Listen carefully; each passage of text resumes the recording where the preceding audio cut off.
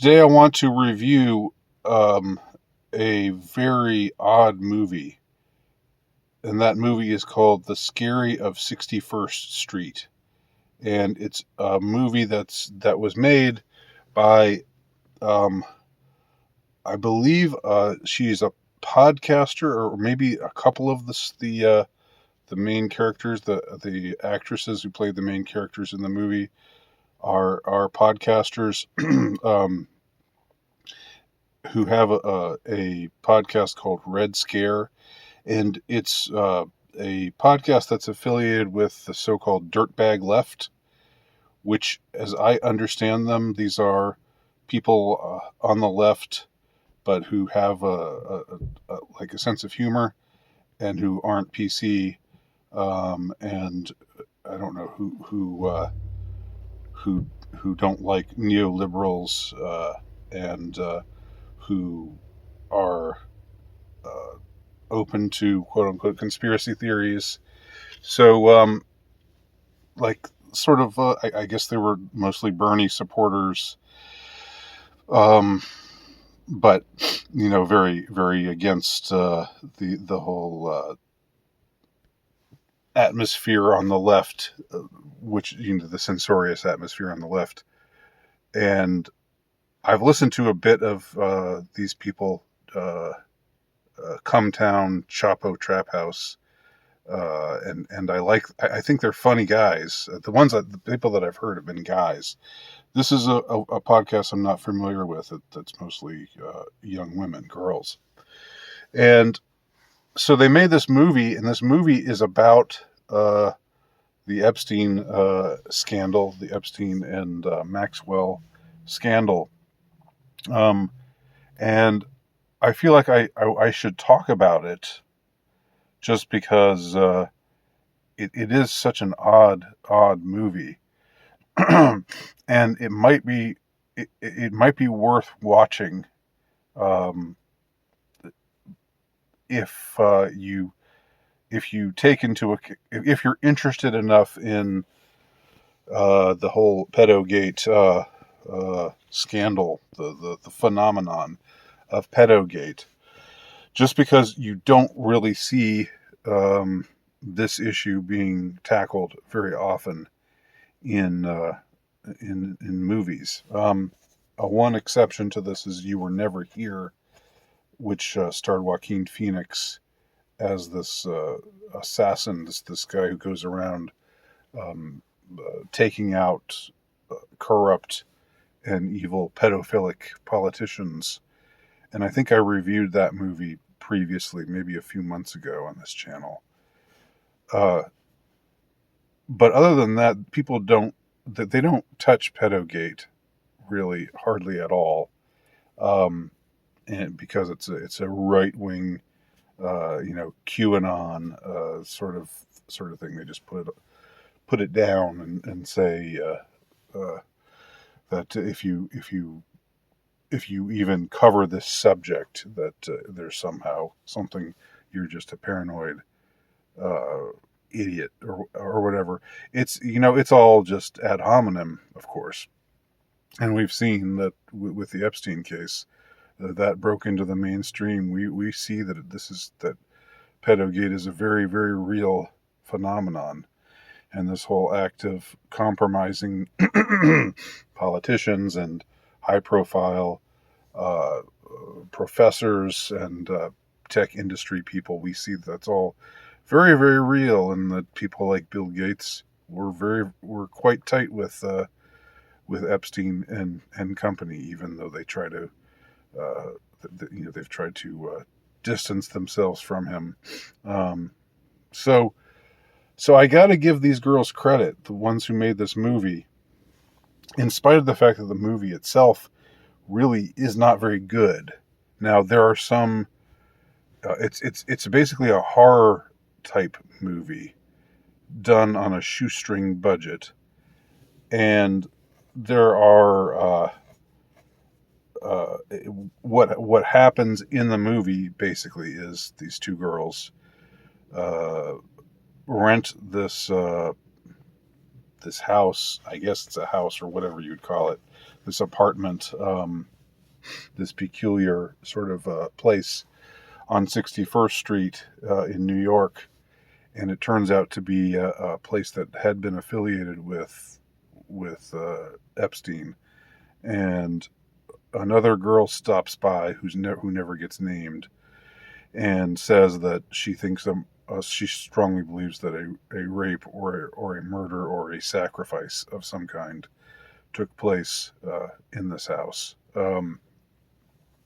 And so two of these girls become obsessed with looking into the case, and one of them just seems to get almost possessed and becomes this,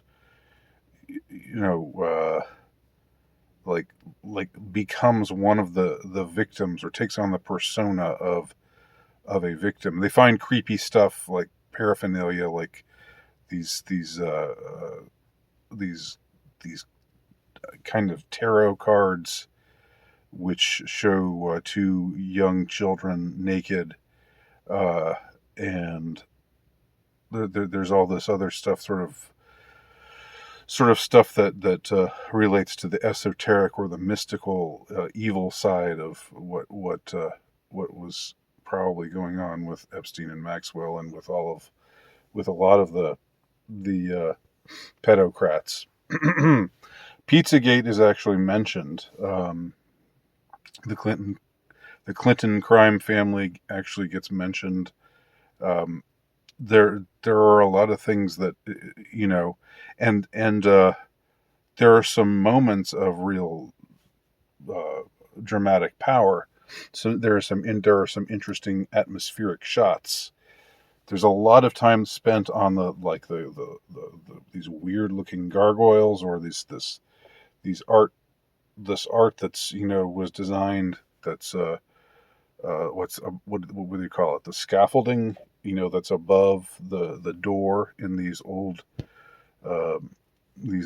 New York buildings. And a lot of it seems to show things like demons and haunted looking children, and so it's weird. It unfolds very weirdly. The one girl who gets possessed is having sex with her boyfriend, and starts sucking her thumb and saying, talk to me. I'm on a wants her boyfriend to talk to her like she's on Epstein's jet, and she's just 13 years old, even though she's actually in her 20s. And her boyfriend gets all freaked out by that, and then just leaves her behind. And then it ultimately ends in violence, which I won't go into great detail about, but the final suggestion is that everything that's going down with these girls who rented this place, and stumbled into this esoteric metaphysical evil, either become victims themselves of it, or the final the way that it ends, they get warned. One of the surviving ones gets a note basically saying, you've been warned. Don't try to investigate this any further. And that's it.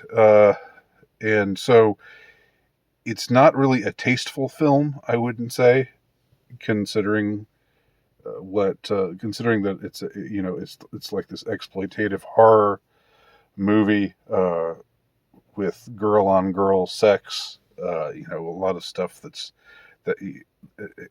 sort of gets thrown in, that's quite salacious, and so I don't know how tasteful is it to have a movie about a very serious subject like this, and to have it be done in this kind of way.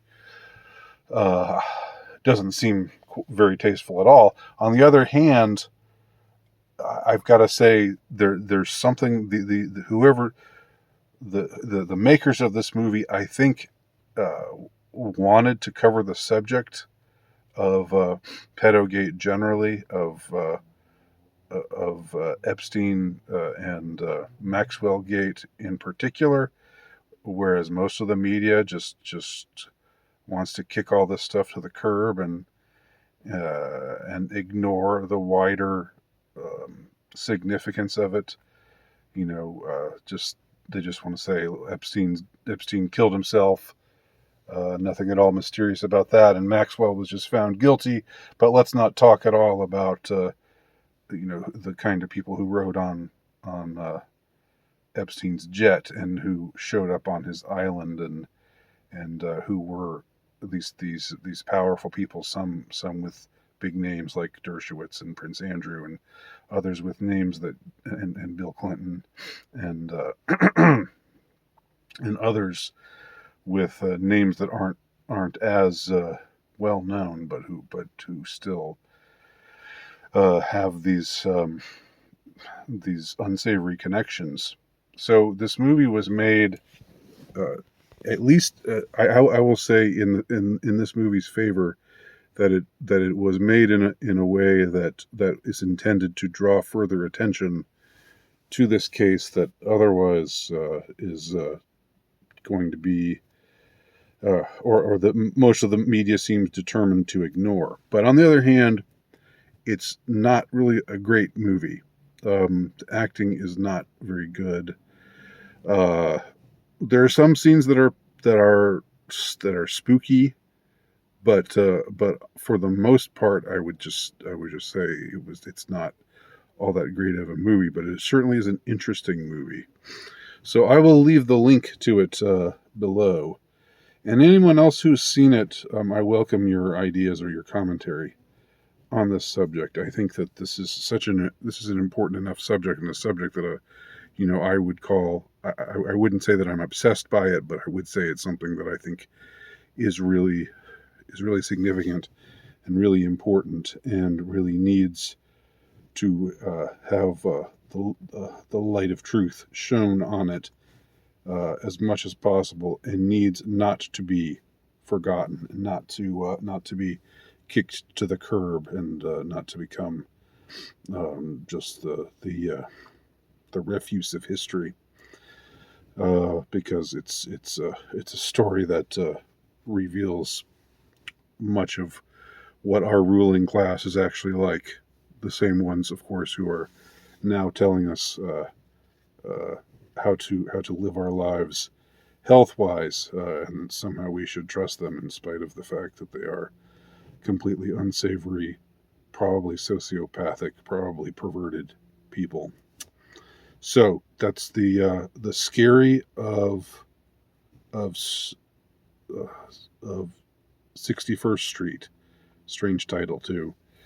Anyway, let me know what you think below, if you've seen it, and if you care to see it, let me know what you think. Thanks for watching. My name is Andy Nowicki. Please check out my work at altrightnovelist.com and read my latest book, The Insurrectionist, which can be purchased from terrorhousepress.com.